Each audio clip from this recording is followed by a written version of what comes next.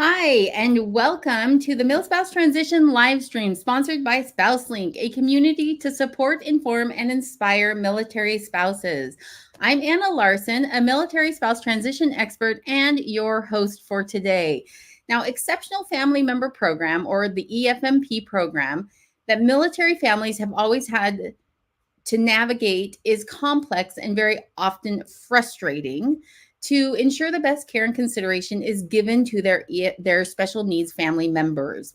Now, the word around the military community is that each duty station seems to have its own system and processes that EFMP families must learn to work within to receive the appropriate care and thrive where they are.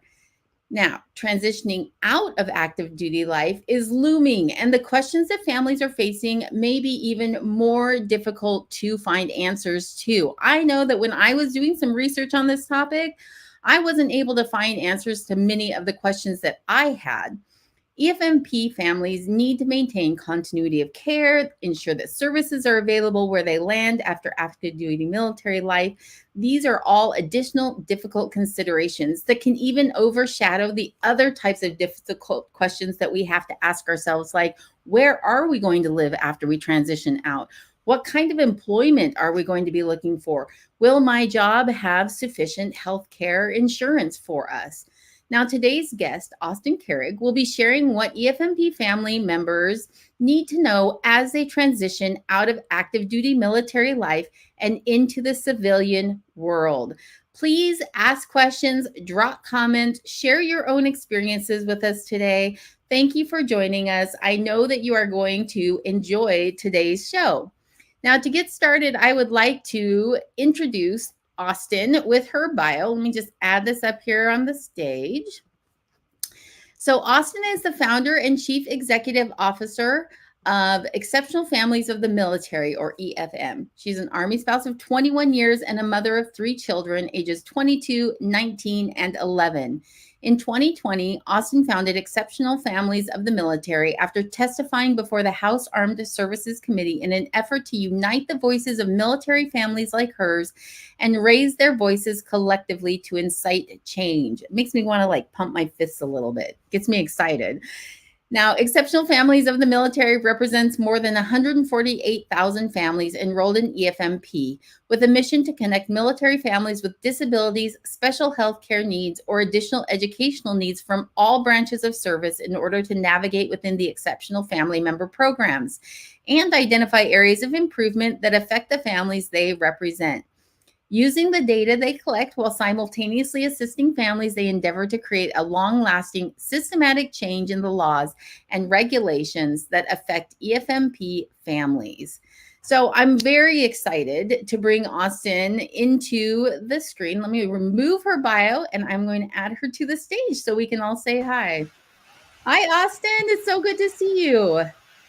Oh, thank you so much for having me today, Anna. I appreciate it. Yeah, so today we're talking about what transitioning EFMP families need to know. And you and I just had this tiny little conversation backstage of 4 minutes where basically this could be a really tough conversation for families that are listening in today. This could be some good news, bad news type situation that we're going to be sharing.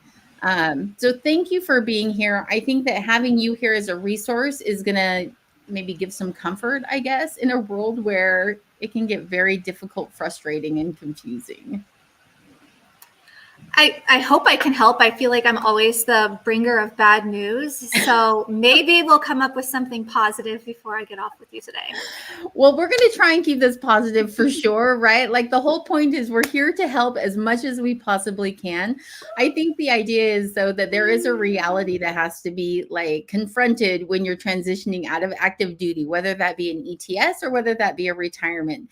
So, and that's what people are here to see. So, Austin, let's start with our very first question. Can you just tell us a little bit about your story as an EFMP family and why you started this nonprofit, the Exceptional Families of the Military?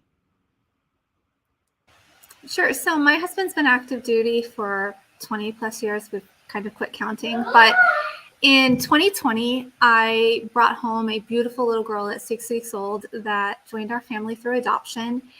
And that process was very difficult for us. We couldn't get her on TRICARE. She needed open heart surgery. Things were really hard.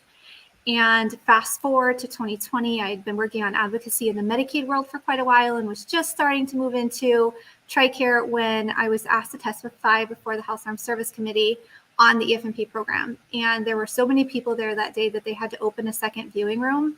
And I can tell you that the congressmen and congresswomen who were leading that panel were shocked by the number of people who joined. And I woke up the next morning to thousands of messages across my social media inboxes of people either saying, your story resonated with me because we've been through something similar, or I want to help, what do I do? And so that I sat on it and I thought, I can't help all of these people by myself. We've been fighting for so long for change, but we've never done it together, right? It's always been this advocate whose spouse is stationed near DC. They're going to go work on it now. And then we kind of pass the baton on to somebody else. So I created EFM as a place to pull all those advocates together, to give them a community, but then to also be a place that we could support each other, because we know that it's difficult for us to fit into a typical military community because our lives are often very chaotic. And so, you know, that you can knock on your neighbor's door and know that you have someone to pick your kiddo up from school. Well, in our community, it's like, I'm going to knock on my neighbor's door and say, I need you to watch my kids because we're going in an ambulance to the hospital. And so community is very different. You have to have that person that you can trust, that medical mom or dad who you know is going to know how to take care of your little one if they're not the one getting medical care. And so that's really why I created EFM. And every day I just work to give people a platform for their voice to be heard and their story to be heard so that those stories can affect real change. What would you say? I warned Austin before we got on here that I go off script, right? So here I am right at the beginning, just throwing things at her. But Austin, what would you say you're proudest of that EFM has been able to accomplish over the last, I mean, you've only been around for 3 years, right? So you're still essentially an infant when it comes to this, but what a powerful platform you have. What would you say would be something you're very proud of that EFM has been able to affect change with? So that hearing, that very first hearing, they promised that they would standardize EFMP. And everybody listening who's going through standardization right now is probably shooting darts at me through their screens. But I am so proud that this is happening because the families that come after us aren't going to be fighting. I'm an Air Force family at an Army base and I need help, but the Army won't help me because they are telling me I have to go to an Air Force installation. And I know that this is going to have massive positive impacts on our families once it's fully rolled out. And so I think knowing that was our first win and it was such a big win, I'm so proud that it's something that's where we're jumping off, right? Like we got that big win. And so now every win after that is just kind of icing on the cake because eventually we're all going to have one program that's the same for everybody and it's not going to be so confusing. I love that. I mean, in the opening, when I was talking about EFMP families, just the word in the military community, they talk about how difficult it is to navigate, and every base is different and every base has different requirements. And it's like, well, Sally that works here said one thing, but Joe who works over here said another. And that in and of itself just must want to make you want to pull your hair out. So I love that that is your very first like initiative, and it is boom happening. It's going to make things so much easier. So congratulations on that for sure. So, okay, so we're going to move into now talking about when you are transitioning out of active duty service. And like I mentioned earlier, this could be as an ETS or as a retirement. We're going to kind of talk about the two of them together and how that's going to look. But can we just start, Austin, can you tell us, like, how does transition out of active duty impact EFMP families? So there is a loss of that, familiarity that you have within a military community. Most of us are on Prime. I know some people are on Select, but most of us know that, you have your fallback. The pharmacy has always been the pharmacy. Making your appointments has always been the same. You always have that safe place that it may be months, but you're going to be able to get an appointment at the MTF. And we lose that. We also lose a lot of our benefits when it comes to TRICARE. And we are now finding ourselves in a civilian world that we really haven't had to navigate. And we're trying to navigate that with a family member who has additional needs. So it's not like a regular PCS move, right? If you're retiring and you're ETSing and you're going somewhere new, you're doing this without being kind of enveloped in your military community when you land on the other side. Yeah. So one of the things that we talked about, like before we started the live stream, was continuity of care. And I know I was telling you that when my family transitioned out, it was very frustrating because the referrals that I had in place all went away. Those referral doctors wouldn't see me anymore without a new referral. Now that we were retired out of active duty service, I had to go back and get a new referral. And in some cases, those new referrals were not for the same clinics that where I had already been going or my children had already been going. So we were literally like starting from ground zero all over again. Is that the case with EFMP families as well? It is. So you're changing insurance plans essentially when you go from your TRICARE active duty benefit to a TRICARE retiree benefit. So it's just like you're changing regions. You're going to have to go through that same process when you go on to TRICARE retiree. Yeah. Tell us a little bit more about like I'm going to call it the mental health effect, right, of transitioning out and all the stressors that are happening within the family, just dynamic in general. How can that affect an EFMP family, maybe even more than like just another military family transitioning?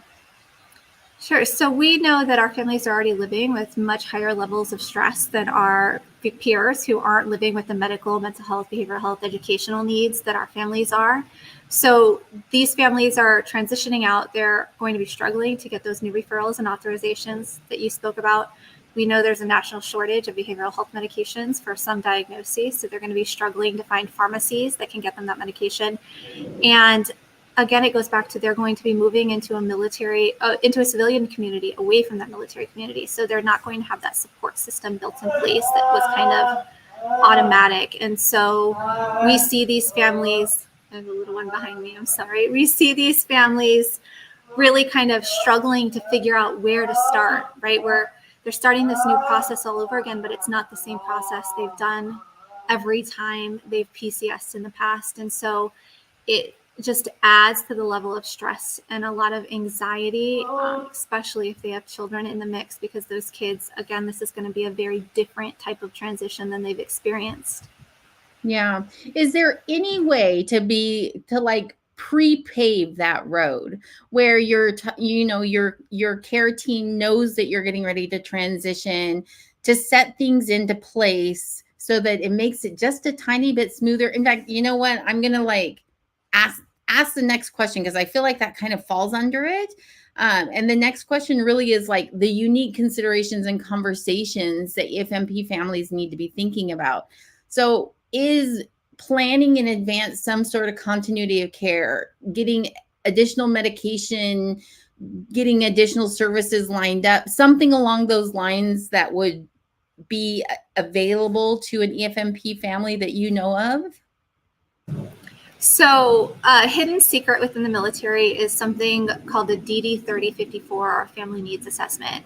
All of our family service providers, so it's going to be Fleet and Family, Army and Family Readiness, I know they just changed their name, Army Community Service, you get the idea. That EFMP office that is not at the hospital helps you with your family needs assessment.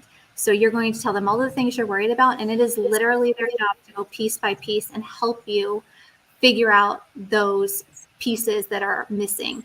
You definitely need to ask for that 90-day supply of medication and try to have it so that all of your follow-up care can be pushed as far out as possible. So you want to make sure that you see all of your specialists, even if you're not quite due yet, before you transition, so that if there's a lag in getting your TRICARE changed over and all of the pieces, you don't have to worry about it. You also need to be researching how much TRICARE is going to cost you, whether you're going to TRICARE for life with an adult incapacitated child, or if you're going on TRICARE retiree, because those costs are going to be much higher. Our families are also losing TRICARE Echo, and many don't realize that TRICARE Echo is an active duty only program. So if you're receiving your nursing care, you're going to lose nursing care services. You're going to lose services when it comes to incontinence supplies, so diapers that our kids and adults are getting. So these are really important things that people aren't anticipating the costs. And then they're going to transition out, and We don't want them struggling. We know they're already struggling active duty to afford food and co-pays, and we don't want them struggling more, and now they don't have that active duty paycheck. Yeah, and that is a real consideration, because when you transition out of the military, I mean, one of the statistics from our sponsoring organization, AFMA, is like, there's a huge number of military families who have less than $500 in their savings account as they're retiring or transitioning out of the military. And so not expecting those costs or planning for them in advance could be a devastating situation. So thank you for sharing that. For those who might be tuning in that aren't familiar with what ECHO is, could you explain what the ECHO program is? So the ECHO program is an extended benefit of TRICARE. It's available only to people who have specific diagnoses. It's available on the TRICARE website. You can go on there and it'll tell you who qualifies, who doesn't. And the TRICARE ECHO program was built by Congress to be a replacement for home and community-based Medicaid waivers. We know that it is not a replacement and that many military families rely on Medicaid, so we are aware of that, but that's the purpose in ECHO. So it's supposed to be able to assist you with larger pieces of DME equipment, so durable medical equipment. It's going to help you with those incontinence supplies, nursing care, and all of that you would normally get off of a Medicaid waiver, you're supposed to now be able to get under TRICARE ECHO. And that's because we know that the wait list for Medicaid waivers is so long in states. Okay, so let's talk about that for just a minute, because we did have this conversation behind the scenes for just a moment.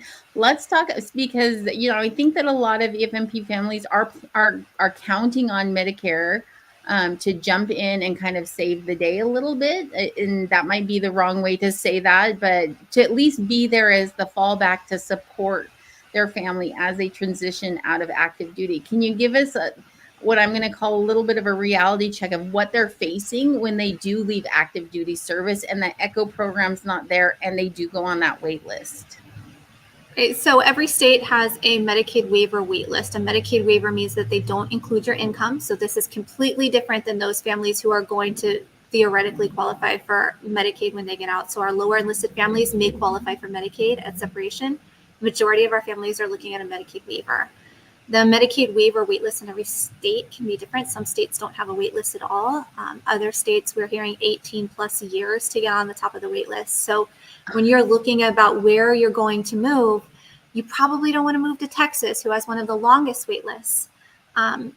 Very surprising, Florida allows military families who have had a Medicaid waiver. So you have to have a Medicaid waiver before you move there. But if you had a Medicaid waiver and you're a military family who is separating or active duty and you move to Florida, you automatically get your Medicaid waiver in Florida.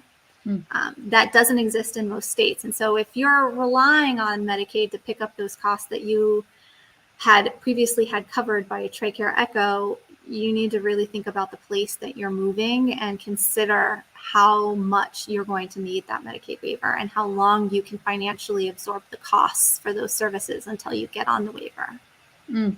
Okay, so if you are let's talk just continue with that conversation. So if you cannot get that waiver and now you're looking at having to pay out of pocket for many of the things that you had previously had access to through the ECHO program, and now you're also looking at having to change your whole care team in terms of like new doctors and new referrals and all of that for all your different family members. Let's talk for a minute about things like co-pays and actually being able to find doctors and resources for your EFMP family members. I mean, really for anyone in your family. We know right now that the healthcare world, it is very difficult to find, even on TRICARE standard, it's difficult to find healthcare providers that are willing to take TRICARE at all. So what would you say for families that are looking at kind of facing that challenge? So one of the big things to remember is if you are thinking, I'll just be by a military installation that has an MTF and I'll just get my care there and there'll be that continuity, you're not guaranteed care at a military treatment facility as a retiree family. So please don't think, oh, I'm just going to move there and this is the easy button. You need to be prepared with your medical records and everything else to see a civilian provider. When you're thinking about where you're going to move, you also want to think about where in the country you're moving. If you're going to move to the middle of nowhere, Oklahoma, because that's where you're from, it's probably going to be much more difficult to find a medical provider that's going to take TRICARE than it is in areas with a larger military population. So that's one thing to take into account. You're also losing your TRICARE Prime travel benefit. So if you're a family who's traveling for medical care, and I know my family travels from DC to Boston, and so that price, that whole trip is covered by TRICARE under the TRICARE Prime travel benefit, you're now going to have to come up with that money on your own to travel for medical care. So if you're a family that is traveling, maybe you choose to live where that medical care is as opposed to a place that's further away because you're not going to have that benefit any longer. Thank you, Austin. This is where I think we come in and we say, woof, like we all need to take like a deep breath and sit back for a minute and kind of like just sit on kind of this conversation for a minute. And this is why when we started, I was saying it's kind of like it's a heavy conversation. There isn't a lot of big positives like, yeah, it's going to be easy. Yeah, it's going to get better, right? It is going to be a lot of footwork, a lot of pre-work, a lot of post-work, just a lot of work in general. And it sounds like it could become a situation that could be very scary for some families who are facing medical challenges with their children or their, adult dependents or whoever it is in their family that needs these things, and to not be guaranteed an opportunity that that their care is going to be able to continue in a way that is necessary. So thank you for being on here, and kind of like having that reality conversation with us a little bit. I want to jump into our last question, which is, how can families stay updated on the latest developments and resources? And this is specifically for transitioning families. I know the EFM is there for active duty families, and there's other organizations that you work with. I believe Partners in Promise is one that you have worked closely with as well, that really tries to support families with special needs in what they're doing. But what about transitioning military families and looking at like finding that new community of resources and support after you've left active duty? So there really aren't any organizations that focus on this, sadly. There are organizations who a little bit of their mission goes there. So a little bit of our mission, we have a peer-to-peer support group for retiree families, which we allow families who have separated into as well. But there's not a great resource. What I can say is that every single family needs to go to that TRICARE brief, the separation brief. So it's not a mandatory brief. Please take your spouse with you. Both of you need to go learn all of the things you can about that TRICARE brief. Make sure you're checking TRICARE's website for their new cost shares and copays at the beginning of every year. The other thing is every state has a family-to-family service center. And so that's where you would go to get your local community resources. And so I'd really suggest that you find your family-to-family in your state. I know Family Voices runs a number of them. So if you have a Family Voices in your state, that's probably who it is for you. But it can be different in some of the other states. And you ask them to help tie you into that civilian community. They can help you with your Medicaid waiver applications. They can also help you find the support groups. So my little girl has Down syndrome. So they can help me find a Down syndrome support group so that I can put her together with play dates with other families. And so really we need to start looking at like what are our civilian counterparts doing and what are they accessing. And so when you go to do that, Google can be very friendly. It's not going to help you with your military benefits, but it will help you with your local community, and it'll give you a great idea of where to go and what to do. And then one place we never think of looking for resources is actually Special Olympics, because we know that families who are raising a child with a disability are always going to be a wealth of information. So if you have a child for Special Olympics, I really suggest that you can go out. You can have a lot of fun, but you're also going to be talking to other people who've been living in that civilian community a while, and they're going to know all the ins and outs. I love that resource suggestion. I think that's a fantastic one that it didn't cross my mind for sure. You're right. That's something that I wouldn't even have thought of. But that is a fantastic place to go. Okay, so I'm going to share Austin's contact slide so she can kind of give you an idea of where, if you want to find out more information or to reach out to you directly, if there's some specific questions that maybe they can help you with, both as an active duty member and as a transitioning or retiring family member. Like, you have given me a numerous number of places to go, but tell me, like, where can they find you first? So me personally, if you're just trying to reach out to me, you're going to find me on LinkedIn and Facebook most. If you're going to reach out to our organization and you really want help with something specific, if you go to our website, there are different members on our staff page. You can email us directly from there, or you can use the contact us. But sometimes people are like, oh, I like this person's bio. I think I'd like to work with them. So all of our staff have their emails listed. And our support groups right now are all on Facebook. So if you go to our Facebook page, you can message our page for assistance, even if you're not in our groups. And that page can also connect you to all of our peer-to-peer support groups. That's fantastic. Take advantage of those peer-to-peer support groups. If you're planning on retiring in the next few years, you can even start that process now. Correct me if I'm wrong, Austin, but start that process now. And I feel like those families are the ones who are going to be able to really give you like the reality, the questions we haven't even thought about today as we kind of navigated through this. The things that you might have very specific needs on. I feel like those are the families that are going to be able to like really provide you with that next step-by-step information. So thank you so much. Okay, so we are at the end of our live stream time. Austin, thank you again for supporting these families in all the ways that you do this, but also for having this conversation. If there's one thing that I say for transitioning military spouses specifically, right? We're carrying so many different bags on our shoulders, trying to fit it all in, make sure it's all happening, make sure it's all staying. I know that this EFMP bag can be very difficult to carry. And so I'm so grateful for people like you and your organization that are there to support the families that have that need. I want to say thank you also to our sponsor, SpouseLink. So as a transitioning military spouse, I know you often have more questions than answers, and that's why AFMA created SpouseLink to support, inform, and inspire military spouses like you around the world with resources you need. Also know that on this conversation, the MilSpouse Transition website will be following up, especially through this month, trying to track down some of these resources that Austin's talked about, making sure that we have that information available to you at milspousetransition.com so that as you are transitioning out, we're building that resource hub for families that come after you. So if there's something fabulous that you find that you're like, Anna, you need to know about this, make sure and give me a call. And I will drop the link to go and find that in the comments, so you can go and find me directly through that website. All right. Well, Austin, I want to say thank you again so much. I look forward to having other conversations with you. And thank you to everyone who joined us live today. And we will see you at the next MilSpouse Transition live stream.